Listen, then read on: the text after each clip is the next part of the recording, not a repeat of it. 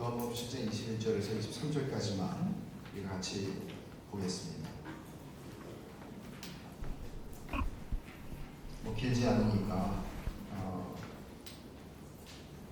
개역개정으로 보시죠. 길지 않으니까 우리 같이 한 목소리로 같이 한번 읽겠습니다.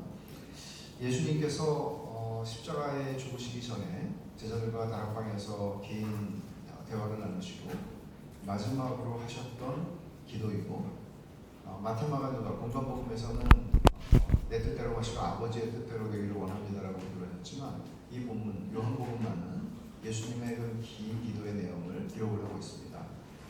그래서 어떤 면에서는 예수님의 유언과 같은, 또 교회 역사 속에서는 이렇게 생각하시면 됩니다.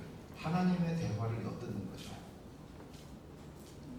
여러분, 남의 기도를 엿들을 이유는 없죠. 그렇지만 어떤 분들은 이렇게 좀 너무 크게 또박또박 하니까 자꾸 들리잖아요. 내 기도를 못할 정도로. 그래서 그 집사정 다 알게 되는 경우도 있는데, 사실 엿들으라고 하신 거잖아요. 이건 성령님께서 이것을 기록하게 하셨잖아요. 그래서 그런 면에서 우리가 하나님의 대화를 엿든다. 그리고 예수님이 십자가에 죽으시기 직전에 드리셨던 기도라는 것은 예수님이 죽으시는 이유와 목적과 이 땅에 오신 이유와 목적과 깊이 관련된 기도라는 거죠. 21절부터 23절을 우리 한 목소리로 또박또박 한번 읽겠습니다. 아버지여, 아버지께서 내 안에, 내가 아버지 안에 있는 것 같이 그들도 다 하나가 되어 우리 안에 있게 하사 세상으로 아버지께서 나를 보내신 것을 믿게 하옵소서. 내게 주신 영광을 내가 그들에게 주었사오니 이는 우리가 하나가 된 것 같이 그들도 하나가 되게 하려 함이니, 곧 내가 그들 안에 있고 아버지께서 내 안에 계시어 그들로 온전함을 이루어 하나가 되게 하려 함은 아버지께서 나를 보내신 것과 또 나를 사랑하신 같이 그들도 사랑하신 것을 세상으로 알게 하려 함이로소이다. 아멘. 잠깐 기도하겠습니다. 하나님 아버지, 감사합니다. 하나님께서 사랑하는, 그래서 자기 피로 사신 주님의 은혜의 교회에 식구들이 함께 모여서 풍성한 은혜의 시간을 가질 수 있게 하셔서 감사합니다. 하나님 아버지, 이 모든 시간 가운데 하나님께서 저희에게 말씀해 주시는 그 말씀이 저희 중심에 새겨지게 해주시고, 그 말씀이 주님의 은혜의 교회가 바라보고 가는 그 중심이 되게 해주시고, 그리고 저희들 모두의 삶의 이유와 목적을 발견하는 시간 되게 해주시옵소서. 예수님의 이름으로 기도하옵나이다. 아멘.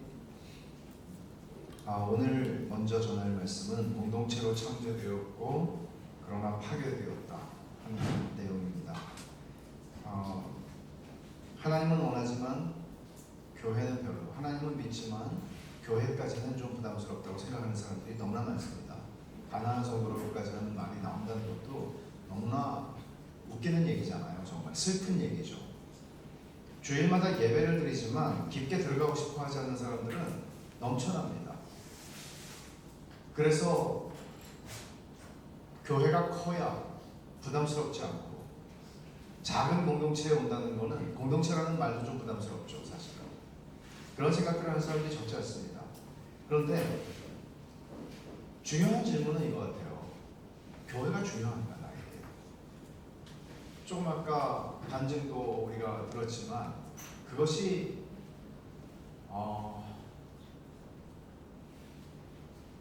진짜 여러분 자신에게는 교회가 얼만큼 중요한가? 이 질문은 어느 정도의 의미를 가지나 하면, 내 삶에서 교회가 어떤 우선순위를 차지하는가 하는 것은 우리의 신앙이 어떠한지를 묻는 결정적인 질문이에요.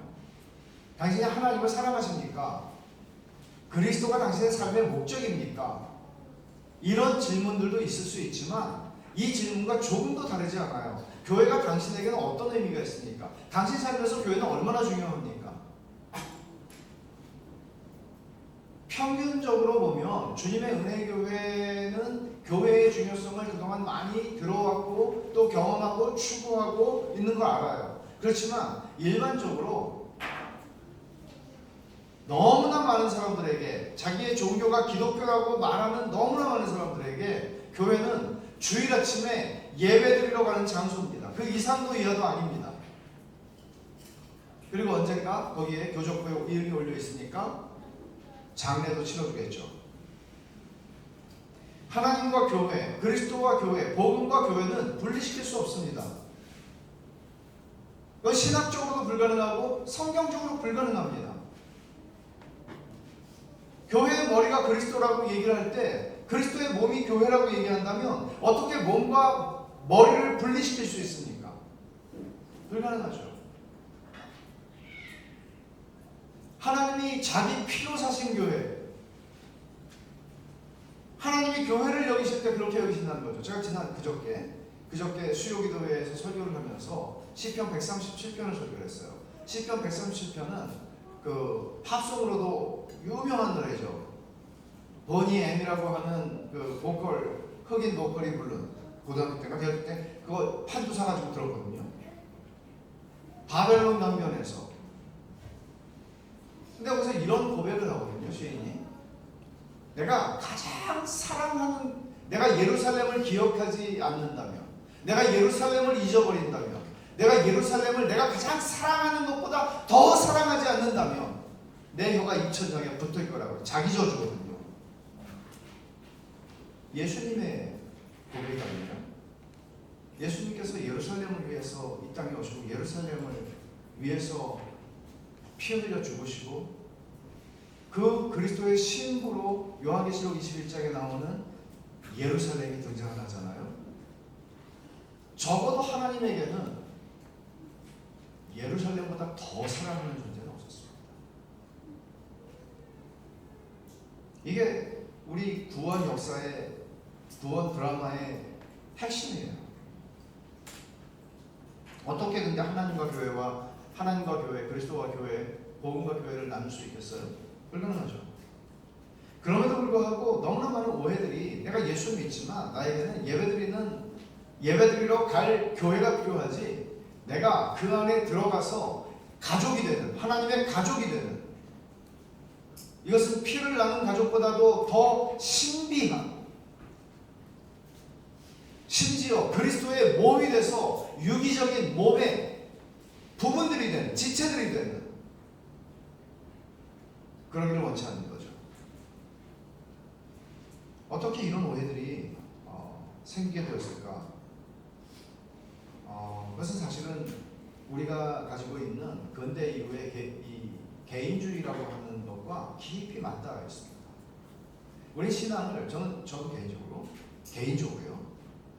교회를 개척을 할 때 2003년인가 그때 개척을 했어요. 미국에서 개척을 하면서 제가 생각하고 있는 개념은 뭔가 하면 정말 하나님 말씀을 잘 전해서 하나님의 말씀 앞에서 반응을 하고 하나님 말씀 앞에서 정직하게 하나님 앞에 나아가고 기도하고 그 말씀을 사랑하며 이런 그리스도인들을 보고 싶었어요. 근데 정말 개인주의적인 사고였어요. 신앙이 그렇게 될 수 있을 거라고 착각을 했어요. 안 되더라고요. 그럼 저는 어떤 생각을 하죠? 왜 안 될까? 뭐가 문제일까? 이 질문을 10년 동안 했어요. 이렇게 말씀을 연구하고 말씀을 잘 전하는지는 모르겠지만 허튼 소리는 하지 않겠다는 게 제 생각이었어요.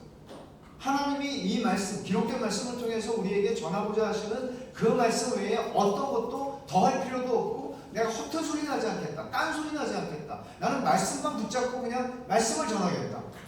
근데 잘 안 일어나요. 기대하는 일이 일어나지 않는 거예요. 개인적으로 그 말씀을 배우면서 그 말씀에 관심을 가지고 성경을 더 애독하게 되고 신학책도 읽게 되고 또 기도도 하게 되고 그런 사람들은 있었어요. 없지 않았어요.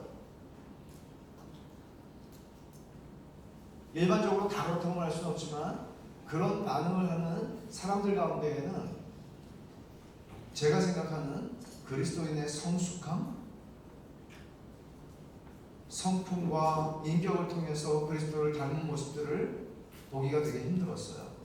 저는 선교사로 한 15년을 살았어요. 선교사라는 걸 뭐 타이틀이라고 해야 됩니까? 내가 15년 살았는데 저보다 선배들 한 20년, 10년 선배들과 그리고 유명한 분들이에요. 근데 그분들과 같이 교제하고 또 회의하고 그러면서 제가 워낙 교만했기 때문이기도 하지만 이런 생각을 한 거죠. 나 저렇게 나이 들고 싶지 않은데 왜 저렇게 복음을 위해서 삶을 온전히 드렸고 선교지에서 저렇게 그냥 복음으로 살았던 분들인 것 같은데 왜 나는 저런 모습이 되기 싫을까? 나이 들었을 때 30대부터 했던 생각이에요. 왜 그럴까? 목사가 되셔도 그런 고민을 해요. 20년 넘게 목사로 살아오면 목회로 이 업을 바꿔가지고 살아오면서도 그런 생각을 해요. 왜 저렇게 잘 가다가 마지막에 다 까먹을까?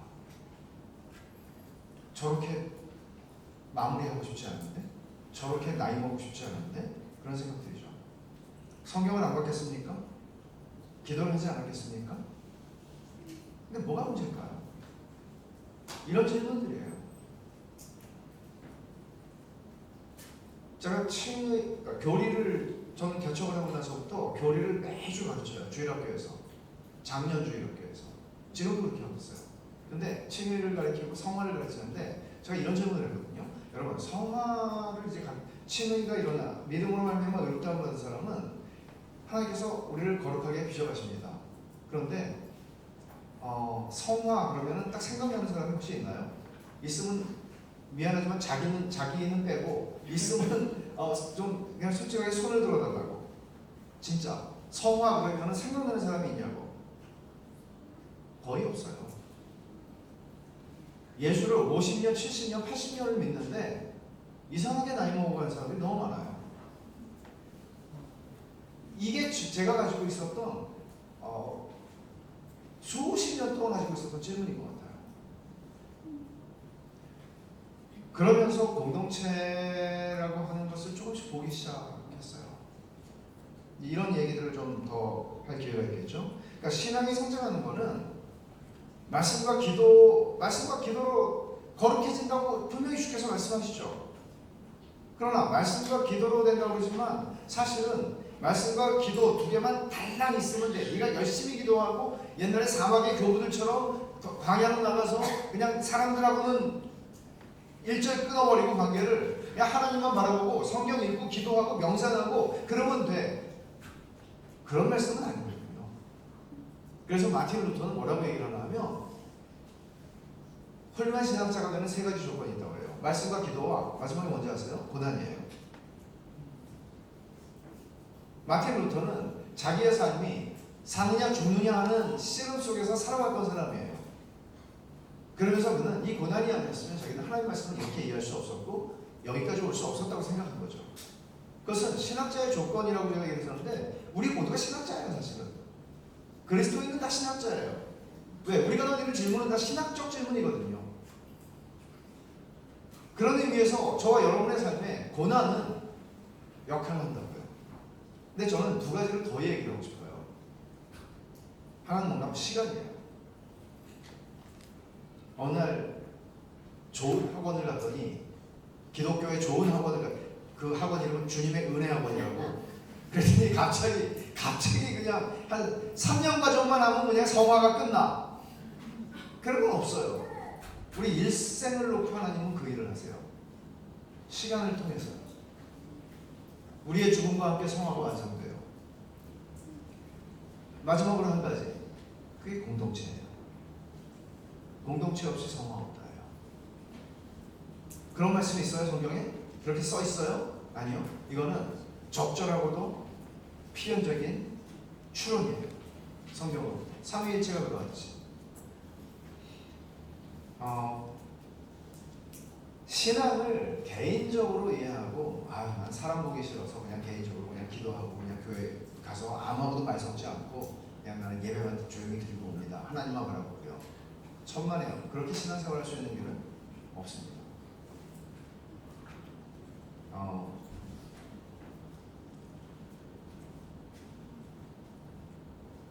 기적이죠.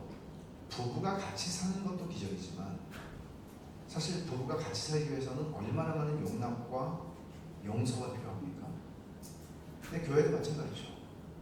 교회도 적당히 거리를 두고 살아가려면 교회는 얼마든지 분위기 좋고 얼마든지 괜찮은 교회를 만들어갈 수 있을지 몰라요. 겉보기에는. 그러나 교회가 진짜 공동체가 되려고 하면 관계를 진짜 맺으려고 그러면 불가능한 과업을 하고 있는 거잖아요. 얼마나 많이 우리는 관대해져야 하고 용납해줘야 하고 또 용서해줘야 합니까? 포기하지 않고요. 제일 쉬운 건 누가 나에게 상처를 주거나 내 마음이 긁혔다고 생각하면 교회를 옮기는 거죠. 얼마나 많은 사람들이 그런 방식으로 교회를 이동합니까? 이 우리 현실이거든요. 그런데 똑같은 적수를 또 만나죠. 끊임없이 교회를 옮겨다닙니다.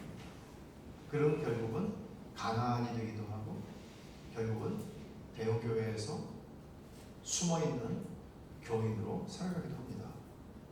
근데 오늘 주님의 말씀을 보십시오. 21절에서 주님은 이렇게 기도하셨죠. 아버지께서 내 안에 내가 아버지 안에 있는 것 같이 그들도 하나가 되어 우리 안에 있게 하사. 교회를 위한 기도였습니다. 교회를 위한 기도를 주님은 어떤 방식으로 하셨나 하면 저도 중학교 때 하나가 되는 기도회 이런 거 많이 했거든요. 우리 중등부는 왜 이렇게 하나가 될 수 없는 거야? 막 친구들 불러 모아가지고 우리 교회 지하실에서 막 통곡하며 기도를 했어요. 하나가 되게 해주세요. 걔들도 되게 힘들었을 것 같아요. 제가 못 살게 굴어가지고. 하나가 된다는 게 다 하나야. 우리는 교회 다 하나가 돼야 돼요. 근데 하나가 된 교회를 보셨어요? 없어요. 근데 주님은 그렇게 기도하고 계세요. 어떻게 하나인가 하면 삼위 하나님이 하나이신 것 같은 하나예요. 어마어마한 거예요.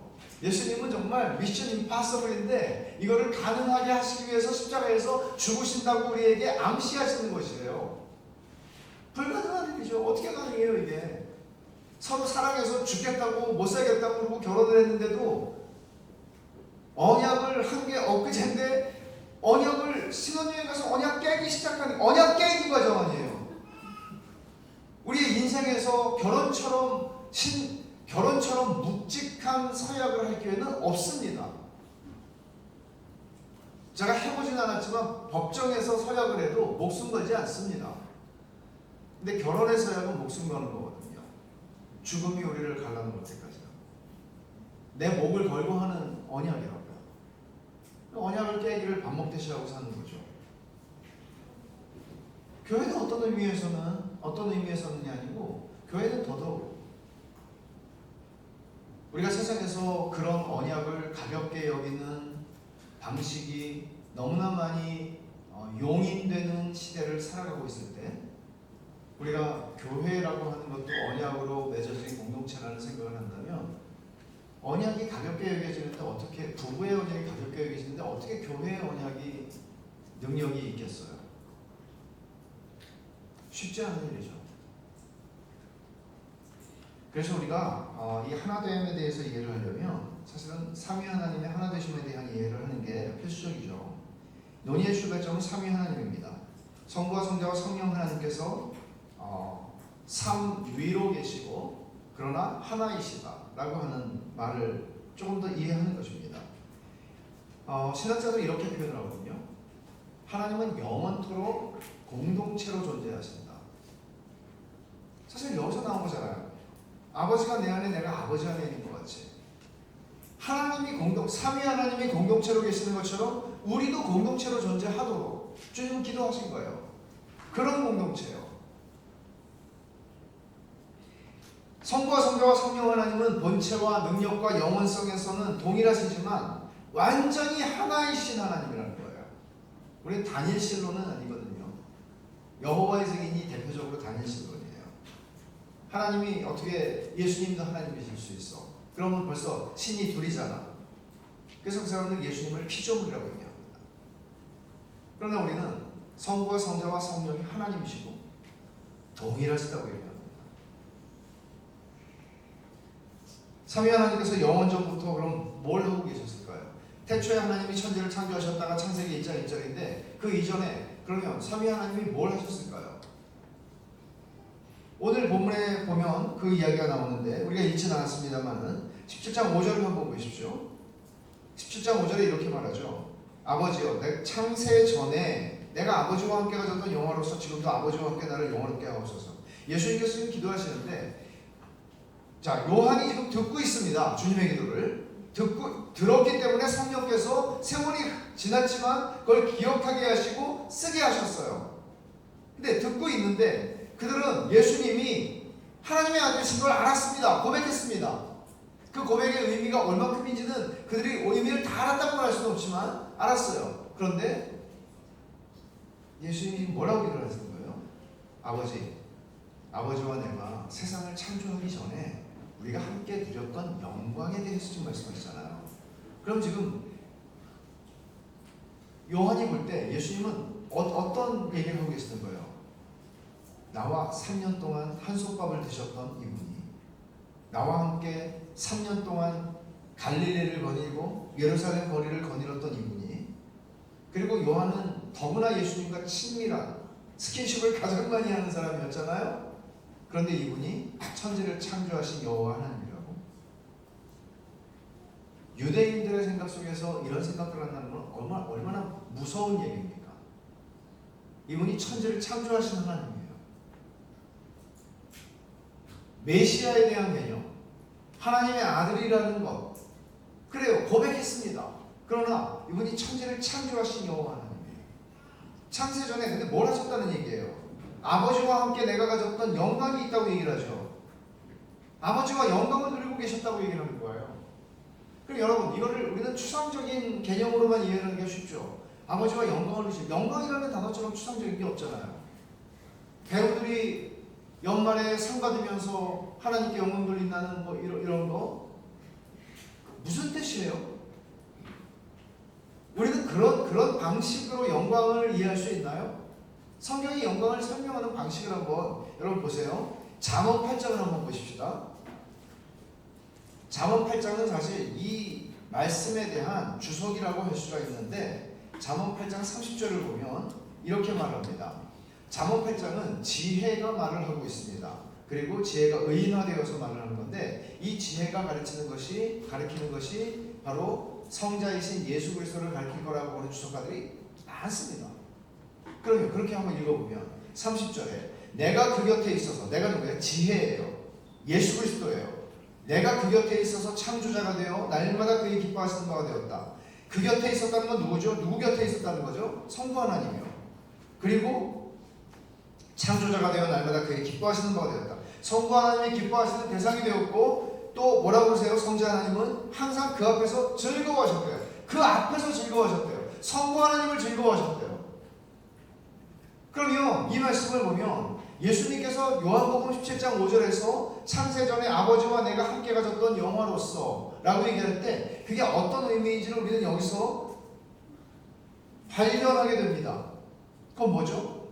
아들이 아버지를 즐거워하고 기뻐하는 관계였다는 거죠. 이거를 태초 이전에 하나님께서 누리셨던 공동체의 삶 속에서 삼위 하나님이 누리시는 교제의 기쁨이라고 얘기할 수 있습니다. 이게 영광인 거예요. 근데 영광을 제가 이렇게 설명하는 걸 좋아하는데, 이게 저희 아이들이 어렸을 때인데, 잘 들어봐. 초딩들. 우리 애들이 초등학교 3학년 때예요. 그때 제 인생에서 정말 바쁜 시간을 보냈고, 정말 집에 가끔 빨래 가지고 들어오던 시절인데, 수양에 어디 갔다가. 근데 어느 날 사무실에 나갔더니 일정이 아무것도 없어요. 그래서 바로 집으로 가가지고 준비해가지고 애들 학교 끝나기가 무섭게 정문 앞에다가 차를 대고 있다가 데리고 용인에 원래는 갔어요. 그래서 신났죠. 오늘 문 닫을 때까지 놀자. 내일 시험이라고 그래가지고 걱정하지 아무것도 염려하지 말고 감사함으로 그렇게 하고 이제 내일 아빠가 선생님한테 편지 써줄 테니까 아무것도 생각하지 말고 놀아. 신나게 놀았어요. 집에 갔어요. 너무 피곤하잖아요. 밤 12시 가까이 됐어요. 애들이 둘이 온누이가 누워서 둘이 얘기하는데 저는 잠이 들려고 하는데 애들이 얘기를 해요. 오빠, 아빠 너무 좋지? 잠이 깼어요. 근데 오빠가 그래요. 야, 우리 아빠 같은 아빠가 어디 있냐? 뭐 그러면서 둘이 계속 그 얘기를 하더라고요. 근데 제 평생에 그렇게 영광스러웠던 적이 없어요. 물론 걔네들이 한 번 그랬어. 한 번. 걔네 생애에 한 번. 근데 너무 영광스러웠어요. 그 영광스럽다는 게 저는 이 말씀을 볼 때마다 어떤 생각을 하냐면 아버지가 아들을 그 존재를 기뻐하는 거예요. 이것처럼 영광스러운 건 없어요. 한 인격을 기뻐해 준다는 거, 그 존재 자체를 즐거워해 준다는 거. 이거는 이게 어떻게 가능해요? 삼위 하나님이 누리셨던 그 삼위 하나님 안에서의 교제는 이런 것이었습니다. 조나단 에드워즈는 이걸 이렇게 설명한 거예요. 삼위 하나님의 교제 속에서, 완벽한 교제 속에서 서로를 무한히 기뻐하시고 무한히 사랑하시는 데서 무한하고도 완벽한 기쁨이, 행복이 넘쳐 흘렀다고. 그래서 그 행복을 주고 싶어서 아무것도 존재하지 않는 세상 속에 하나님은 당신과 같은 존재를, 당신의 형상을 가진, 당신의 형상, 하나님의 형상이라는 건 뭐예요? 하나님의 형상이라는 건 하나님의 어떤 속성들을 가지고 있다 뿐만 아니라 하나님과 커뮤니케이션 할 수 있다는 거예요. 하나님과 소통이 가능한, 쌍방 소통이 가능한 건 인간밖에 없습니다. 제가 미국에 살 때 신방 갔을 때 정말 어처구니 없는 신방 일화, 이제 한참 얘기하고 이제 집에 가려고 이제 기도할게요. 그러니까 갑자기 그 집에 장인가 하여간 불러요. 장이 없는데 그 집에. 그랬더니 강아지가 한 마리 막 이렇게 뛰어오는 거예요. 그랬더니 자, 기도하자. Let's pray. 그러니까 아빠를 모아요. 훈련시킨 거죠. 근데 걔가 제 말을 알아들었겠어요? 아멘을 했겠어요? 걔는 하나님과 소통할 수 없죠. 인간만 소통할 수 있습니다. 하나님은 고기를 명하여 요나를 삼키라고 할 수 있고, 그러면 고기는 말을 듣습니다. 사람은 어떻게 하죠? 안 들어요. 이 쌍방소통이 가능하다는 얘기입니다. 이게 하용을 하는데 짐승은 벌레 보고 박넝쿨이 좀 크긴 하지만 먹어, 괜찮아, 싸면서 먹어. 그러니까 걔는 계속 먹어서 박넝쿨을 다 먹어버리잖아요. 사람은 쌍방소통이 가능한 존재입니다. 하나님은 그렇게 창조하셨어요. 조금 이따가 하나님의 형상에 대해서 하나 더 얘기하겠지만, 조나단 에드워즈는 하나님의 형상으로 사람을 창조하신 하나님께서, 그러니까 그 칼빈이 기독교 강에서 얘기한 것처럼 마지막 날 사람을 창조하신 그 하나님의 부성애를 생각해 보라고 얘기하거든요. 그러니까 완벽한 인간이 존재할 수 있는 완벽한 상황을 하나님께서 조금도 이 공사에 하자가 없도록 날마다 공사하시고 친히 감리하시고 보시기에 좋았다, 오케이, 도장을 찍으시고 이튿날 공사를 하시고, 이런 방식으로 하나님은 완벽한 공사를 하시고 인간을 마지막에 창조하셔서 그 자리에 두십니다. 조금도 불평이 없도록 완벽한 환경을, 최적의 환경을 주십니다. 그래서 인간은 하나님의 형상인 사람은 창조의 꽃입니다. 열매입니다.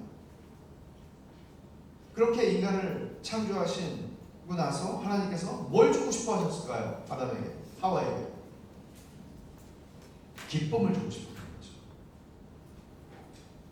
삼위 하나님이 누리시던 그 완벽한 기쁨을, 서로를 바라보며 기뻐하는. 제가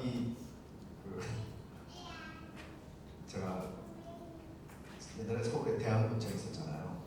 충무로에 어느 교회를 설교하러 갔다가 시간이 남아가지고 대한극장 옆에 다방에 들어갔어요. 다방에 들어가서 한 40-50분을 기다려왔는데, 거기에 제 옆 테이블에 젊은 남녀가 앉았는데 말을 한마디도 안 하고 서로 바라보면서 기쁨이 충만한 얼굴이 있죠. 그래서 자꾸 책 하나 보고 있으면서 궁금하잖아요. 이렇게 보는데 너무 충만해요 얼굴이. 그래서 저 약간 언어 장애를 가진 젊은이들이 너무 저렇게 아름답게 교제를 하는구나. 이제 그렇게 이제 생각을 하고 일어날 때가 돼가지고 이제 주섬주섬 주섬하고 이제 일어난다고 하는데 말을 하더라고요. 그러니까 그 친구들은 바라만 보고 있어도 그 앞에 존재하는 그 존재를 기뻐하는 거예요. 그러니까 이런 것 같아요. 그러니까 정말 하나님께서 사람을 창조하시고 그런 기쁨을 주고 싶었던 거죠. 이건 어떤 얘기를 하는 겁니까? 하나님께서 남자와 여자를 창조하셨다는 거죠. 공동체를 창조하셨다는 거잖아요. 그리고 남자와 여자 다른 둘이만 사는 게 아니고 생육하고 번성하라고 하셨잖아요. 땅에 충만하라고 하셨잖아요. 그러면 이 얘기는 무슨 얘기가? 하나님의 기쁨이, 삼위 하나님이 그 교제 속에서 누리는 완전한 사랑과 완전한 교제로부터 흘러나오는 완벽한 무한한 기쁨과 그 은혜가 온 세상에 충만해지는, 이게 하나님께서 그리셨던 거란 말이죠. 그래서 우리가 오늘 본문에 24절을 우리가 읽지는 않았지만 그 24절을 한번 보면 이렇게 주님이 기도를 하세요. 아버지여 내게 주신 자도 나 있는 곳에 나와 함께 있어. 아버지께서 창세전부터 나를 사랑하심으로, 내게 주신 자 누구예요? 그리스도인들을 가리키는 거죠. 나 있는 곳에 나와 함께 있어 아버지께서 창세전부터 나를 사랑하심으로 내게 주신 나의 영광을 그들로 보게 하시기를 원합니다. 그러니까 우리가 보기를 원하셨던 건 뭔가 하면 하나님 아버지께서 그 아들을 무한히 기뻐하시고 사랑하시는, 그렇게 해서 그에게 주신 영광을 모두가, 우리가, 이 자리에 있는 우리가 보기를 기도하셨어요. 그럼 어떤 일이 일어날 때문이죠? 보십시오. 그 앞절에서 우리가 아까 읽었지만 다시 보면 23절, 내가 그들 안에 있고 아버지께서 내 안에 계시어 그들로, 내가 주님의 은혜교회 안에 있고 아버지께서 내 안에 계셔서 주님의 은혜교회의 성도들로 온전함을 이루어 하나가 되게 하려 함은, 아버지께서 나를 보내신 것과 그 다음에 나를 사랑하신 같이 그들도 사랑하신 것을 세상으로 알게 하려 함이로소이다. 아버지께서 아들을 무한히 사랑하셨다고 아까 잠언에서 읽었잖아요. 근데 그 사랑 똑같이 교회를 그렇게 사랑하시는 것을 세상이 보게, 우리가 하나님이 아들을 사랑하신 것을 제대로 보게 되면 세상도 우리가 그 아들을 사랑하신 것처럼 우리를 사랑한 것을 보게 될 거라고 주님 말씀하세요. 되게 중요한 부분인 것 같아요, 제가 생각할 때. 자, 정리하면 하나님께서 창세기 1장에서 우리의 형상을 따라 우리의 모양대로 사람을 지으셨고 남자와 여자로 창조하셨습니다. 공동체로 창조하셨다는 얘기를 한 거예요. 그리고 2장 18절로 가면 뭐라고 얘기를 하세요?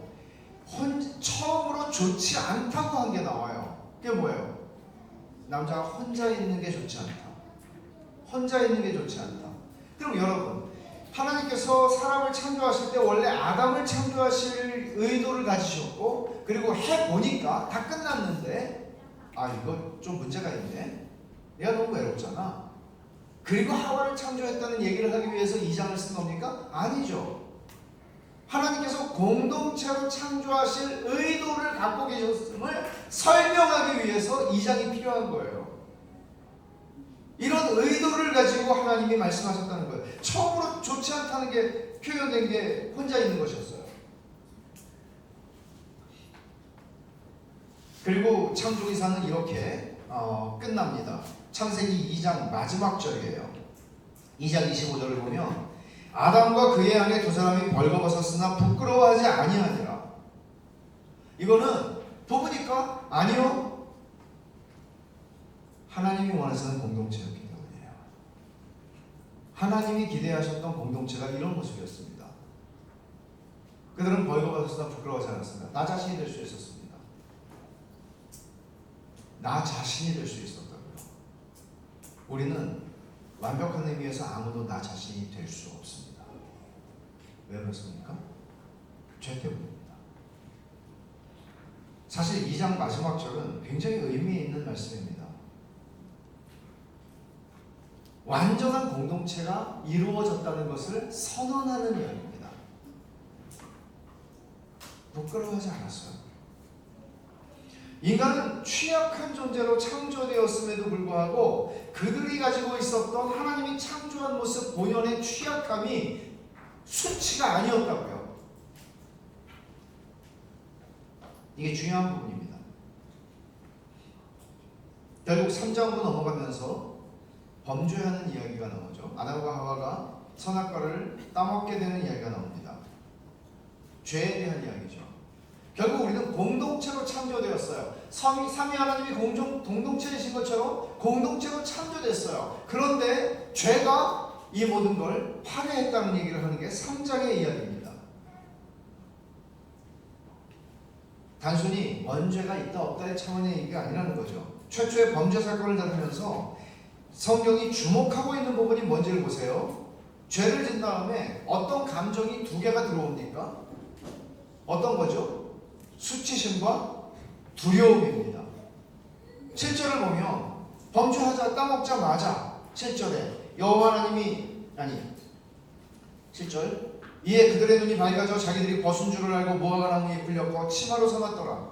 또 11절 이러므로 누가 너의 벗었음을 내게 알렸느냐? 내가 내게 먹지 말라 명한 그 나무 열매를 내가 먹었느냐? 아담이 이르되 하나님이 주셔서 나와 함께 있게 하신 여자 그가 그 나무 열매를 내게 줌으로 내가 먹었나이다. 이게 왜 나와요? 10절에 뭐라고 그랬어요? 내가 벗었으므로 두려워하여 숨었나이다. 수치심과 두려움이 즉각적으로 인간에게는 존재하지 않았던 거예요. 하나님이 창조한 인간에게는 수치심과 두려움이 존재하지 않던. 근데 죄를 짓자마자 두 개의 감정이 들어왔어요. 존재적으로. 왜 성경은 이걸 강조할까요? 창세기 3장에서 죄를 지었는데 수치심과 두려움이라고 하는 이 인간의 감정을 왜 특별히 강조하는 걸까요? 단순히 우리는 에덴 동산에서 쫓겨났다. 그 정도를 더 주목하지 않나요? 이 본문에서? 근데 수치심과 두려움을 얘기해요. 이런 얘기를 하고 싶은 거죠. 하나님이 창조하신 세상에는 인간은 취약한 존재로 창조되었음에도 불구하고 그들은 완벽했어요. 그들은 수치심이 없었어요. 그들은 하나님을 무서워하지 않았어요. 말하자면 하나님이 아담아 어디 있느냐 라고 했을 때 어제 같았으면 아담은 달려갔을 거예요. 하나님의 목소리를 듣는 게 너무나 기뻤을 거라고요. 그러나 수치심과 두려움이 찾아오자 수치심과 두려움이 한 일은 관계를 단절시켰고 공동체를 파괴했다는 얘기를 하는 게 핵심이에요. 여러분과 저는 아담의 후손으로 태어난 여러분과 저는 태어날 때부터 이 수치심과 두려움으로부터 자유롭지 않습니다.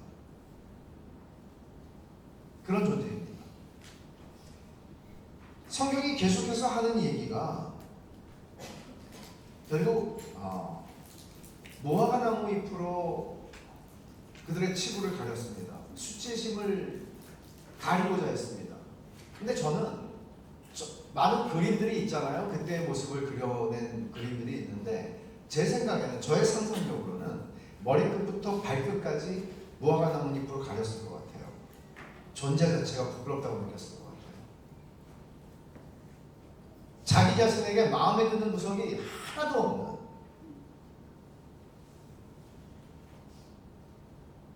그리고 두려웠습니다. 하나님. 이것은 하나님과의 관계를 깨뜨렸을 뿐만 아니라 부부관계를 깨뜨렸고 사람과 사람 사이의 관계를 깨뜨린 거죠. 그리고 사람과 자연 사이의 관계도 깨뜨립니다. 완전한 관계의 단절이 일어납니다. 그래서 이 수치심과 두려움이라고 하는 게 사실은 우리가 가볍게 우리가 신앙에 성장하는 영역에서 가볍게 다룰 문제가 전혀 아니에요. 이 부분이 제가 이 수치심과 두려움이 하는 일을 제가 인용을 해서 좀 설명을 드릴게요. 커티 톰슨이라고 하는 분은 정신과 의사인데 워싱턴 DC에 있는 한 교회 장로이고 설교도 하는 장로라고 얘기를 합니다. 그런데 이런 얘기를 합니다. 수치심은 개인의 내면뿐만 아니라 개인과 개인 사이에 활발히 그리고 의도적으로 작용한다. 수치심의 목표는 표적이 되는 조직을 와해시키는 것이고, 수치심의 힘은 교묘함과 침묵에 있으며, 수치심은 해당 조직이 문자 그대로 아수라장이 될 때까지 만족하지 않을 것이다. 수치심은요, 내 안에 그냥 수치심 다양하잖아요. 뭐 열등감도 수치심으로 연결되는 거고, 뭐 많은 우리의 감정들이 수치심하고 연결이 되어 있어요. 근데 이 수치심은 내 안에 그냥 가만히 잠자고 있고, 나 하나 그냥 괴로워하고, 나 혼자 있을 때 그냥 그러고, 그런 게 아니라고 이 사람은 얘기를 해요. 수치심이 하는 핵심은 뭔가 하면 관계를 깨는 거래요.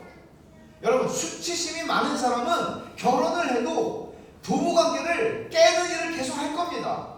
자기 자녀를 사랑하지도 못합니다. 모든 관계가 수치심에 연결되어 있다고요. 그 누구에게도 내가 나 자신을 용납하기가 싫고 부끄러워 죽겠고 내가 나 자신을 못마땅하게 여기는데 어떻게 내가 옆에 있는 사람을 사랑할 수 있어요? 어떻게 그 존재를 받아줄 수 있어요? 나도 못마땅해 죽겠는데. 죄가 하는 일이에요, 이게. 근데 그러니까 이 수치심은요, 내가 속해 있는 회사면 회사, 조직이면 조직, 가족이면 가족, 교회면 교회, 아수라장이 될 때까지 만족할 줄 모른다고요. 왜요? 그 아비가 사탄이기 때문에. 두려움은 어떤 역할을 하는지 브레네 브라운은 아마 책 읽으신 분들도 계실 텐데, 이분은 크리스천은 아니에요. 크리스천은 아닌데 이분이 했던 되게 중요한 통찰이 아주 성경적이에요. 이걸 제가 인용을 할게요. 다른 사람들과 맺고 있는 진짜 유대관계를 끊어버리는 동시에 분파를 가르려는 충동을 조장하고 확대하는 핵심 변수를 한 가지 꼽아야 한다면 난 두려움이라고 답하겠다. 취약하다는 두려움, 상처받을지도 모른다는 두려움, 단절의 고통에서 비롯되는 두려움, 비난받고 실패할지 모른다는 두려움이다. 이런 두려움들이 우리 공감하는 두려움들 아니에요? 이런 두려움들이 우리 다 있어요. 근데 이 두려움들이 하는 일이 뭐라고 얘기를 해요? 진짜 유대관계를 끊어버려요. 왜? 깊어지고 깊어질수록 여러분들도 그런 경험을 다 아마 하셨거나 하고 계시거나 그럴 거예요. 아니 너무 깊이 들어가. 아니 왜 이렇게 파고 들어와? 왜 이렇게 파고 들어와? 그만. 선을 지켜야지. 이 사람들이 교회라는 이름으로 이렇게 나한테 해도 되나? 행패를 이렇게 생각할 수 있어요. 끊어요. 적당한 거리 이상으로 들어올 수 없게 만들어요. 관계를 맺을 때. 그리고 분파를 만들어요. 그러니까 이건 어떻게 일을 하겠어요? 이 두려움은 교회 안에서 어떻게 일을 하겠어요? 내 편 만들어서 파당을 만드는 거죠. 왜 그래요? 불안하니까. 두려우니까 그러는 거예요. 겉으로 내 편이 필요한 거예요. 내 편을 들어줄 사람이 필요한 거죠. 그러니까 여러분, 수치심과 두려움이라고 하는 거를 우리가 그냥 인간이 가지는 감정 차원이 아니라 이게 어떻게 해서 생긴 건지를 성경이 설명해. 어디서 이런 설명을 들을 수 있어요, 여러분? 성경이 설명을 하는 거예요. 수치심과 두려움은 죄로부터 나온 이란성 쌍둥이에요. 하나가 나오고 뒤에 두 개가 나오고 둘째 안 나오는데 이런 게 아니고 한꺼번에 두 애가 나온 거예요. 그리고 어떻게 작동을 해요? 편안하던 인간관계, 부부관계, 벗어나 부끄러워하지 않았던 그 관계를 깨요. 부부싸움이 일어나는 거죠. 하나님과의 관계가 깨지는 거죠. 그리고 나오는 얘기는 뭐예요? 4장에서 한 배에서 나온 형이 동생을 죽여요. 그리고 복수와 살인을 자랑하고 정당화하는 라멕 같은 인물들이 등장하기 시작해요. 그래서 4장이 보여주는 세상은 창세기 4장이 3장에서 범죄를 하고 3장에서는 수치심과 두려움이 생겼구나. 4장에서는 뭘 얘기하나 하면 그래서 생지옥이 된 거구나. 인간 세상이. 생지옥 아니에요? 라멕 같은 사람들이 줄줄이 서 있다고 생각을 해보십시오. 그런 세상에서 어떻게 살아갈 수 있습니까? 그러니까 수치심과 두려움이라고 하는 게 결국은 하나님께서 창조하신 아름다운 공동체의 이상을 완벽하게 깨뜨림으로써 사탄은 일단 승리했다고 생각하게 되는 겁니다. 완전히 승리했잖아요. 사람 사는 세상이 지옥이 되어버렸잖아요. 세상의 역사를 어떤 사람들은 전쟁의 역사로 설명하는 역사가들도 있거든요. 팍스 로마나의 모든 가정들이 평안했을까요? 유럽은 점령을 했지만 가정들이 평안했겠어요? 그런 평화가 존재하나요? 평화가 존재했던 적은 없어요. 그 이후 모든 관계를 다 깨뜨려 버렸습니다. 어떤 사람들은 자기의 힘 뒤에 자기의 수치심을 가리는 데 성공했고, 어떤 사람들은 그 힘을 획득하지 못해서 수치심 속에서 찌그러지는 세상이 된 거죠. 그래서 사람들마다 결국은 힘이 있든 힘이 없든 가릴 만한 무화과 나뭇잎이 충분히 있든 무화과 나뭇잎이 소진되었든 상관없이 사람들은 거짓 자아로 살아가는 것에 익숙해집니다. 진짜 자기가 되지 못하는 거죠. 그래서 우리는 회사에서는 회사에서의 김형익이 있고, 교회에서는 교회에서의 김형익이 있고, 집에서는 집에서의 김형익이 있고, 다양한 거짓 자아를 가지고 살아갑니다. 그들이 요구하는 기준에 어느 정도 부응하고 맞춰주면서 살아가는데 익숙해지는 거죠. 어마어마한 에너지를 쓰게 됩니다. 정신적 에너지를 쓰게 됩니다. 그러니까 사실 수양회 같은 거 부담스러운 거죠. 이런 거. 이렇게 출퇴근 안 돼요? 아니 같이 잔다고? 그러면 얼마나 정신적 에너지가 필요해요. 들키면 안 되잖아요. 이런 불안함이 있다니까요. 사람들에게는. 누군가 나를 제대로 알게 되면 나를 좋아하지 않을 거라는 두려움이 있는 거죠. 여러분은 어떠세요? 좀 깊이 들어가는 교회잖아요. 제가 볼 때는 대한민국에서 이렇게 하기 어려워요. 여러분 되게 특이한 분들이에요. 아니 좀 이상한 교회에 계신 분들이에요. 내가 좀 흉내 좀 내보려고 했는데 이 대한민국 남자로서 힘들어요. 캘리포니아. 뉴욕 남자. 이 뉴욕 남자처럼 따라가기 힘들어요.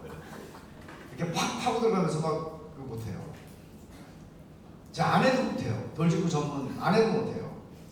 근데 이런 피상적인 관계에 익숙해진 채 우리는 그냥 교회 생활을 하는 거예요. 이거죠. 아무도 나를 아는 사람은 없어. 아직까지는 성공. 근데 이게 얼마나 말하자면 여러분 봐요. 이 큰 그림에서 죄가 수치심과 두려움을 낳고 수치심과 두려움이 한 거는 관계를 깨고 공동체를 파괴하는 거였어요. 그러니까 하나님의 계획을 완전히 파괴하는 거예요. 단순히 내가 말 실수를 해서 파괴하는 거 말고요. 내 태도 때문에 파괴되는 거 말고 내 중심에서부터 파괴하고자 하는 욕망들이 분출되고 있는 거예요. 의도적이 아닐지라도 그게 더 무서운 거죠. 그렇게 되면 결국은 하나님의 의도를 완전히 파괴하는 데 성공하는 거죠. 물론 우리가 아는 스토리는 이게 끝이 아닙니다. 그럼에도 불구하고 이게 하나님의 뜻이 아닌 영적 싸움을 한다는 것은 무슨 귀신을 쫓는 그건 포함돼요. 그리고 뭐 다른 내 안에 있는 어떤 다른 욕망들 이런 거 포함돼요. 그러나 정말 여러분이 싸워야 하는 주적은 사탄이잖아요. 그 주적의 이란성 쌍둥이, 그게 수치심과 두려움의 문제예요. 우리는 이 싸움을 하는 거예요.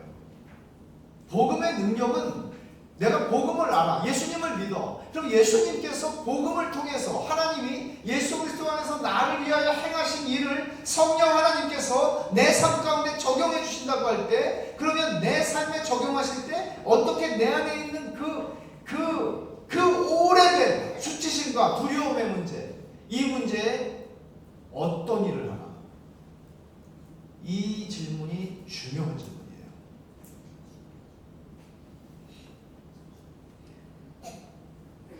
우리가 이런 수치심과 두려움의 문제가 인간 모두에게 있는, 죄와 관련해서 인간 모두, 아담의 후손 모두에게 있는 문제라는 것을 이해한다면 사람들이 모이는 곳마다 문제가 왜 발생하는지 이해하는 것은 좀 더 어렵지 않습니다. 교회 안에서도 어려움들이 있다고 할지인데 어떻게 이 세상에서 이익관계에 의해서 모이는 사람들 안에서, 그리고 정당과 정당 사이에서 그게 어떻게 가능하겠어요? 사람이 모이면 문제가 터지는 겁니다. 근데 커티 톰슨은 이런 얘기를 하거든요. 우리는 우리가 품고 있는 비밀만큼 병들어 있다. 그러니까 사람들이 나를 모르는 만큼, 아무도 나를 아는 사람이 없는 만큼, 내 부모님도 모르고 성인이 된 이후에 나를 진짜 아는 베스트 프렌드라고 하는 사람도 나를 모르고, 내 아내도 내 남편도 나를 모르고, 교회에서도 나를 몰라요. 그러면 그만큼 병들어 있는 겁니다. 이 전제를 우리가 그렇다고 동의를 한다면 대한민국에 있는 수많은 교인들이 심각하게 병들어 있는 겁니다.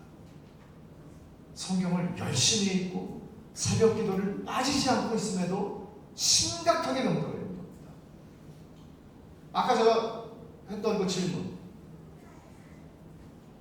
왜 복음을 위해서 이렇게 헌신해서 일생을 살았는데 왜 저분을 닮고 싶지 않을까? 어느 정도는 답이 있는 거죠. 누구에게도 자기 자신이 될 수 없는 거죠. 저는 그런 사람들 중에 목사, 선교사 이런 사람들이 많을 거라 당연하죠. 저만 하더라도 선교사가 됐을 때, 제가 20대 후반에 인도네시아 갔는데 선교사가 됐는데 저를 너무나 슈퍼맨 비슷한 크리스천이라고 보고 싶어 하는 눈들을 봤어요. 나 힘들어 죽겠는데. 지금 이혼당하지 않으려고 지금 하루하루를 지금 그러고 살고 있는데 어디 가서 부부싸움 한다는 얘기를 못 하겠는 거예요. 그리고 성경이 끊어질까봐. 너무나 불행하다고 위에서 기도해달라고 진짜 기도 제목을 못 내놓는 거예요. 그러고도 네가 선교사야? 그럴까봐. 근데 모두에게 있는 문제라고요, 이게. 모두에게. 그러면 공동체가 건강할 때 우리는 판단하고 정죄하는 쪽이 아니라 사실은 아파하고 용납하고 사랑하고 그렇게 하지 않겠어요? 저는 30살쯤에 목사가 된 사람들이 30대, 보통 정상적이면 30대에 목사가 돼요. 군대 갔다 오고 뭐 30대 목사가 되는데 목사가 성장하기가 힘들어요. 목사가 성장하기 힘들어요. 목사는. 왜? 목사는 30살인데도 훌륭해야 되거든요. 그러니까 부부싸움은 다행이지. 교회가 좀 크면, 아까 말씀하신 것처럼 교회가 크면요 주일날 부부싸움하고 빠져도 몰라요. 부목사가 부부가 빠져도 몰라요. 자기 사역이 딱히 있지 않으면. 실제로 일어난 일입니다. 서울의 한 대형 교회에서 빠져도 몰라요. 주일날 숨을 곳이 많다는 얘기죠. 성장할 수가 없어요. 제가 목사 얘기를 이제 하는 거지만 사실 우리 모두의 얘기예요. 알려지질 않아요. 진짜 뭔지. 그래서 거짓 자아 속에서 어느 정도의 숨겨져 있는 비밀의 영역을 가지고 살아가는 거죠. 예수님을 믿지만 이런 삶의 방식에 익숙해져서 신앙생활을 하는 사람들이 너무나 많습니다. 그리고 오늘날 한국 교회의 피상적인 교회가 대부분입니다. 그 관계 맺음에 있어서 50년, 저희 어머니만 하더라도 저희 어머니 뭐 대한민국에서 국제가 새로운 바리새인의 의를 바리새인과 서기관의 의보다 낫지 아니하면 약간 나으실 수 있는 분인데 성가대 50년 계획은 50년 했다는 것도 시집 감리교인이 장로교인한테 시집 와가지고 성가대를 50년 하고 개근했어요. 그러니까 연습도 개근했다는 얘기입니다. 근데 비밀의 영역들이 있는 거예요. 설과 몰라요. 그렇게 50년 넘게 같이 이런 친구가 어디 있어요? 정말 너무 편안한 사람들이에요. 여행도 많이 가고. 근데 진짜 알까요? 내가 누군지. 진짜 저 사람이 누군지 알까요? 잘 모르더라고요. 비극이에요. 어떤 면에서 비극이냐? 우리가 슬프다가 아니라 예수님께서 이 땅에 오신 목적이 뭔데? 뭐라고 얘기하셨어요? 아버지가 내 안에 내가 아버지 안에 있는 것 같이 그들이 다 하나가 우리 안에 있게 하사. 자, 아버지께서 아들을 사랑하시는데 성부 하나님께서 전지하신 성부 하나님께서 성자 하나님이 무슨 생각을 하는지 모를까요? 그분이 누구신지 모를까요? 성자 하나님, 성부 하나님을 모를까요? 아니요. 완벽한 지식 속에서 완벽한 사랑을 하고 완벽한 즐거움을 그 인격을 향해서 보여주신 거죠. 이런 우리의 현실은 복음에 대한 우리의 전반적인 무지. 복음은 뭐지? 복음은 나를 위해서 십자가에서 죽으신 예수님을 믿는 거지. 그게 다예요? 그럼 예수님의 이 기도는 우리가 어떻게 이해할 수 있어요? 예수님은 그 밤에 교회를 위해 기도하셨다고요. 그 밤에 교회를 위해 기도하셨어요. 우리의 복음에 대한 전반적인 무지뿐만 아니라 복음의 능력에 대한 불신을 보여주는 이야기들이에요. 복음이 어떻게 내 안에 수치심을 고쳐? 복음이 내 열등감을 어떻게 내 열등감을 해소해줘? 복음이 어떻게 내가 가지고 있는 이 불안함을, 두려움을 복음이 어떻게 이 부분을 건드려? 그건 정신과로 가야지. 정신과에 가서 약을 받기 위해서 의사하고 상담을 할 수 있어도 목사에게조차 이야기할 수 없는 그런 신뢰는, 그런 불신은 한국교회 안에 팽배합니다. 목사에게도 말을 하지 못한다면 교인들끼리도 말을 하지 못할 가능성이 굉장히 큰 거죠.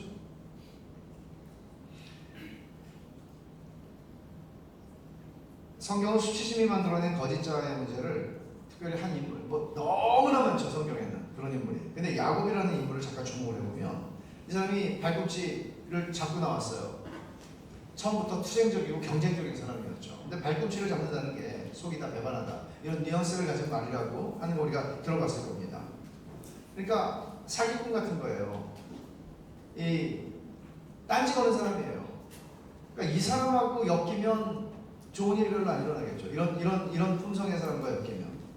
형 에서를 속였습니다. 장자권을 뺏어요. 파추간 글쎄. 그리고 아버지를 속여서 장자권을 기업고 장자의 축복을 얻어냅니다. 그러니까 이 사람의 인생은 정말 그 이름값을 하는 인생이에요. 그리고는 도망가죠.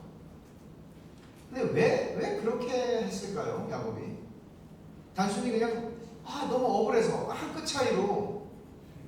차이로 내가 그 결승선에 들어올 때 한 끗 차이로 내가 놓쳤단 말이에요. 근데 야곱은 좀 조용한 사람이었고 에서는 좀 와일드하고 좀 터프하고 좀 사냥도 좋아하고. 근데 아마 야곱은 자기 자신에 대해서 만족하지는 못했던 것 같아요. 나도 형의 좀 저런 모습들이 좀 있었으면 좋겠는데.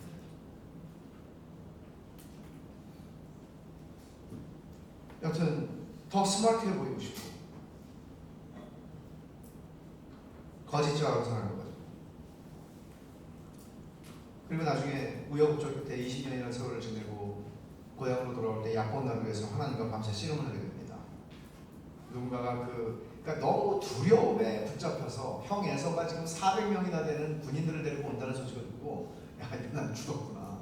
그리고 이제 거기서 머리가 돌아가잖아요. 그리고 이제 가족 선물 보내고 가족 보내고 혼자 남아요. 그리고는 뭐 얼마나 어두웠겠어요. 그 깜깜한 밤에 딱 앉아 있는데 갑자기 제 생각에는 야곱이 기도한 것 같지 않아요. 그냥 어떡하지 이렇게 하고 있었을 수도 있어요.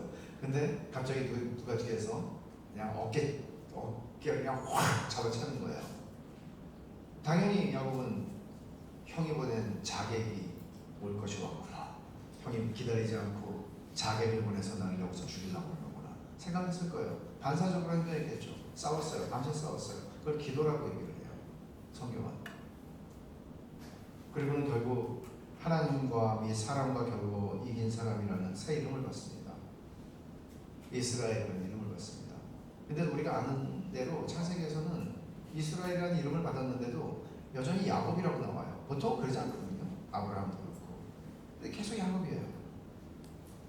댄 알렌더는 이런 말 합니다. 두 이름 사이에 끼어있는 삶을 살았다고.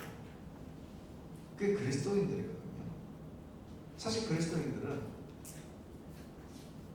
믿음으로 말미암아 의롭다함을 받았어요. 하나님께서 우리를 믿음으로 말미암아 그리스도와 연합한 우리들을 보실 때는 지금 우리들이요. 나중에 천국 가서 우리들이 아니고요. 지금 예수를 믿음으로 말미암아 의롭다함을 받은 이 여전히 개차반인 나를 보면서 하나님께서는 예수 그리스도를 바라보시듯이 죄를 지은 적도 없고 죄를 알지도 못하는 존재, 그리고 무한한 하나님 아버지의 사랑을 받기에 합당한 존재로 여기시고 기뻐하신다고 얘기를 해요. 그게 그리스도와의 연합의 교리예요. 믿어지지도 않는 복음이에요. 진짜 믿기엔 너무 좋은 소식이에요. 근데 우리는 그 이름답게 잘 못 살아요. 두 이름 사이에 끼어 있는 거죠. 새 이름, 그리스도 안에서 받은 새 이름이 있고 새 정체성을 알지만 여전히 그것을 망각한 채 살아갈 때가 많습니다. 결국은 어느 정도는 우리는 이 거짓 자아로부터 자유롭지 않다는 얘기를 하는 거예요. 요한복음 8장에 보면 서기관과 바리새인들이 현장에서 간음하다가 잡힌 여인을 데리고 예수님에게 오는 장면이 나옵니다. 이 사람들은 전형적인 자기가 죄인이라는 사실을 인정하기 힘든 정말 전형적인 자기의의 그리고 거짓 자아의 껍질을 쓰고 있는 사람들이었습니다. 자기들이 교회를 수호한다고 생각하고 하나님의 말씀의 진리를 지키는 사람들이라고 스스로 생각하고 있었습니다. 그들이 할 수 있는 것은 판단과 정죄밖에 없었습니다. 그들이 맺는 모든 관계 속에서 그들이 하는 일은 판단하고 정죄하는 일입니다. 그리고 예수님에게도 요구합니다. 이 사람을 판단해보라고. 그들의 머릿속에는 관계 속에서 그들이 떠올릴 수 있는 단어는 판단과 정죄입니다. 근데 예수님께서는 그것을 깨트리세요. 그런 방식으로 자기들은 교회를 거룩하게 세워간다고 생각합니다. 지금도 그렇게 생각하는 사람들은 많습니다. 그러나 실제로 교회를 세우는 것이 아니고 허무는 경우가 훨씬 더 많습니다. 교회의 리더십 가운데 이런 유형의 사람들이 많은데 교회는 복음 위에 세워지는 게 어렵습니다. 근데 제가 볼 때는 너무나 그런 교회가 많습니다. 너무나 그런 교회가 많습니다. 그걸 구체적으로 보여주는 인물 중에 한 사람이 가룟 유다예요. 가룟 유다가 예수님이 십자가를 지시기 6일 전에 베다니에서 마리아가 예수님의 발에 극히 값진 나드 향유를 붓습니다. 가룟 유다가 그때 한 말을 여러분 기억하실 거예요. 이 향유를 어찌하여 300데나리온에 팔아 가난한 자들에게 주지 아니하였느냐. 자, 이 말 자체만 놓고 보면 마리아를 나무랬어요. 이렇게 낭비를 하고 그래. 이 말 자체를 놓고 보면 틀렸습니까? 틀렸다고 말하기 어렵습니다.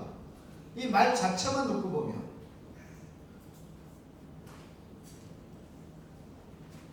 표면적으로는 틀리지 않은 말이지만 주님께서 요한복음에서 성경이 이렇게 이걸 판단합니다. 이렇게 말하면 가난한 자들을 생각함이 아니요 우리는 도둑이라 돈꾀를 맞고 거기 넣는 것을 훔쳐감이로라. 거짓자가 작동하는 방식을 설명하는 얘기예요.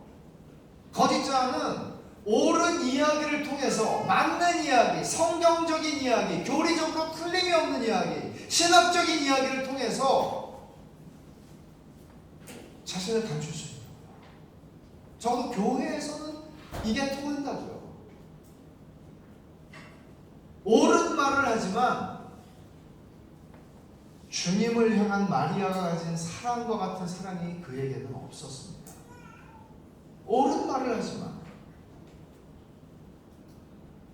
주님을 사랑하고 주님의 십자가의 대속을, 그리고 주님의 십자가를 제대로 알아들은 마리아가 주님의 장례를 준비하는, 장례식을 준비하는 그 마음을 그는 몰랐습니다. 그리고 종종 이런 마리아의 행동은 교회를 불편하게 할 수 있습니다. 피상적인 교회를 불편하게 만들 수 있습니다. 일반적으로 가룟 유다도 그렇고 현장에서 가늠하다 잡힌 여인을 데리고 온 이 바리새인들도 그렇고, 이 사람들에게 중요한 것은, 관심은 긍휼도 용납도 용서도 아니고 판단하고 정죄함으로써 자신의 거짓 자아를 강화하는 것입니다. 나는 너하고 다르다는 거죠.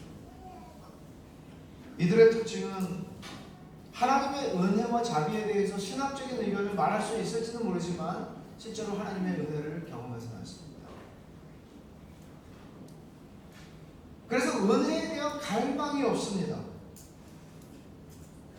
이런 수치심과 두려움이 만들어내는 거짓 자아가 종교적인 열심하고 결합하게 될 때 어떤 무기가 되나 하면 공동체를 강력하게 파괴하는 무기가 되는 거예요. 이것처럼 무서운 건 없습니다.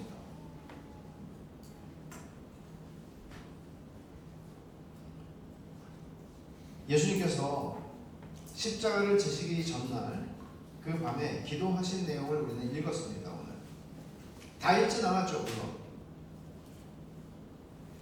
이 17장에서 예수님이 기도하신 내용은 이거였어요. 21절만 제가 다시 한번 보면, 아버지요, 아버지께서 내 안에 내가 아버지 안에 있는 것 같이 그들도 하나가 되어 우리 안에 있게 하사 세상으로 아버지께서 나를 보내신 것을 믿게 하옵소서. 이게 얼마나, 여러분, 이런 배경들을 가지고 이 기도를 한번 이해하려고 한번 해봅시다. 어떻게 예수님께서 말씀하신 대로 아버지가 내 안에 내가 아버지 안에 있는 것 같이 그들이 하나가 되어 우리 안에 있으려면, 그런 불가능한 죄로 말미암아 죄가 만들어낸 우리 인간의 DNA, 죄가 만들어낸 인간의 DNA로 수치심과 두려움이 있는데 어떻게 내가 누군가에게 알려질 수 있겠어요? 어떻게 내가 나 자신이 될 수 있겠어요?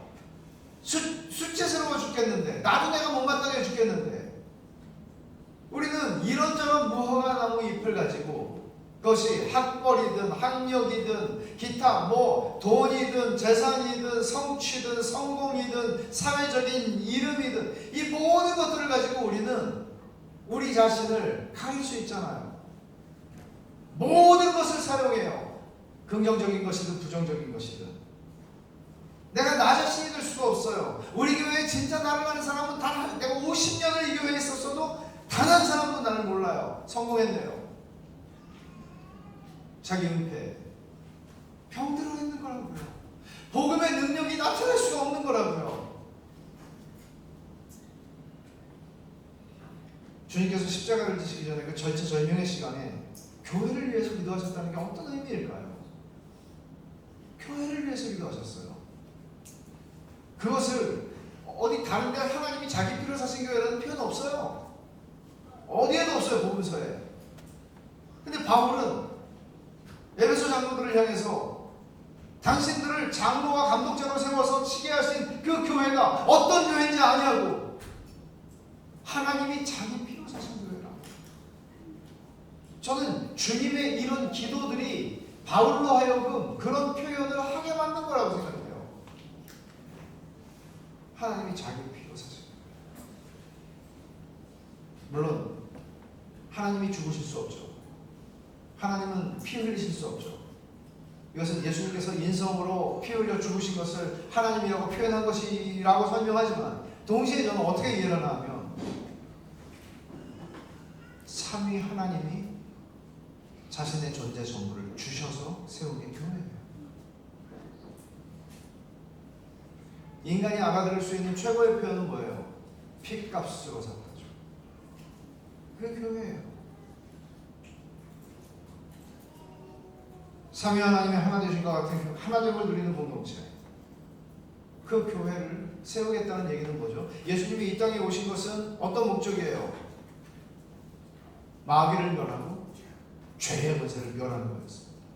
죄의 권세를 멸하는 것은 죄가 나를 지옥으로 보낼 그 권세를 멸하고 나를 천국으로 인도한다. 죄를 씻어주셔서 만이겠습니까? 우리가 사는 동안은요, 우리는 70년, 80년, 100년을 살아야 되는데 사는 동안은 생지옥 같은 세상을 살고요? 아니요. 주님이 뭐라고 기도하세요?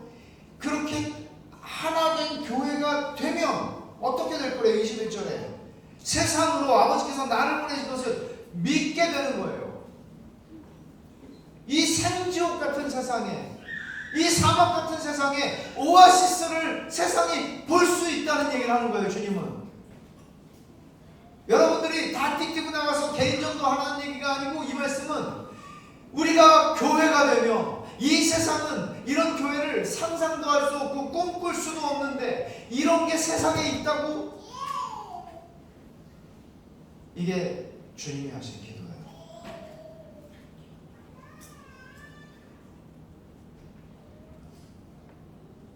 삼위 하나님의 하나 되신 것 같은 하나됨을 누리는 공동체, 세상에서 우리는 이것의 완벽한 완성을 보지 못하겠죠. 그러나 그 본질을 우리는 가지고 있는 거죠. 그리고 그 성취를 경험하고 있는 겁니다. 그게 교회입니다. 그게 하나님께서 우리를 교회로 부르셨다는 의미입니다. 싸움은 어디를 향하게 되나요? 내 안에 있는 수치심과 두려움, 예수님의 십자가의 죽으심과 그 복음의 은혜가 성령 하나님에 의해서 어떻게 내 안에 그렇게 깊숙이 뿌리를 내리고 있는 수치심과 두려움의 문제에 어떤 일을 하고 있나? 복음이. 그걸 혼자의 싸움이라고 얘기하지 않습니다. 이 교회됨의 과정을 통해서 우리는 조금씩 우리의 성화의 과정 속에서 이 공동체를 통하여 우리는 그 경험 속으로 들어간 겁니다. 이것을 우리가 어떤 싸움을 하고 있는 거죠? 우리가 그냥 솔직해지면 되는 건가? 그냥 나를 오픈하면 되는 건가? 아니요. 우리 죄와 싸우되 피 흘리기까지 싸우도록 부르는 거예요. 어떻게 해요?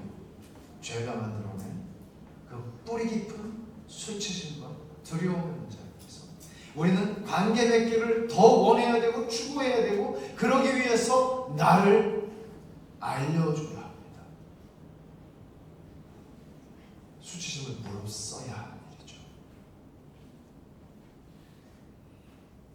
죄가 수치심과 두려움으로 공동체를 파괴했다는 사실을 생각한다면, 예수님께서 그 파괴된 공동체 가운데 진짜 공동체를 세우기 위해서 십자가에 피 흘려 죽으셨다는 사실을 생각한다면, 우리는 교회를 바라보는, 교회를 대하는 나의 교회 생활을 점검하는 태도가 달라질 겁니다. 수치심과 두려움이 거짓 자아를 만들어내고 그 거짓 자아 속에 꽁꽁 숨어서 살아가는 삶과 싸우게 될 겁니다. 이게 끝이 아닙니다. 예수님은 그 밤에 답을 갖고 기도를 하신 거예요. 이 기도는 답을 가진 기도였습니다. 어떤 답이에요? 내가 십자가에서 죽어서 아담의 범죄로 말미암아 인간 안에 들어 수치심과 두려움, 죄가 만들어낸 영향, 죄가 만들어낸 결과들을 내가 깨뜨릴 것이다. 그래서 우리는 그리스도 안에서 성경은 복음을 얘기할 때 신분, 정체성으로 얘기하는 이유가 여기에 있습니다. 우리는 새로운 이름을 받았습니다. 우리는 더 이상 두려워할 필요가 없고 수치스러워하지 않아도 되는, 왜? 복음 안에서 하나님이 나를 너 이렇게 하면 내가 너를 사랑하고 예뻐해 줄게가 아니고, 복음은 내가 생각하는 것보다 나는 훨씬 더 나쁜 놈인데 하나님이 내가 상상할 수도 없는 방식으로 나를 사랑하셨다는 것을 아는 거죠. 우리는 세상에서 경험해보지 못한 사랑을 경험한 사람들입니다. 그래서 우리는 여기서 하나님이 이 일을 시작한 거구나를 압니다. 수치심과 두려움의 문제를 하나님 앞에서 나는 진짜 나 자신이 될 수 있는 겁니다. 하나님의 사랑을 받기 위해서 여러분들이 더 열심히 도덕적 삶을 살고 더 열심히 종교적 삶을 사는 요구가 아니라 나는 하나님 앞에서 벌거벗을 수 있는 존재가 됩니다. 이 출발점이 교회가 되게 합니다. 이것을 놓치지 않으셨으면 좋겠습니다. 이게 성경 안에서 얘기하고 있는 복음 안에 참 자유함을 누리는 라는 개념이겠죠. 여러분 지금 어떤 관계 속에서 살아가고 계시는지를 한번 생각을 해보십시오. 교회 안에서 여러분이 진짜 자기 자신이 될 수 있는지, 수치심과 두려움이 여러분들을 어떤 영역에서 거짓 자아 속에 여전히 숨어있게 만드는지,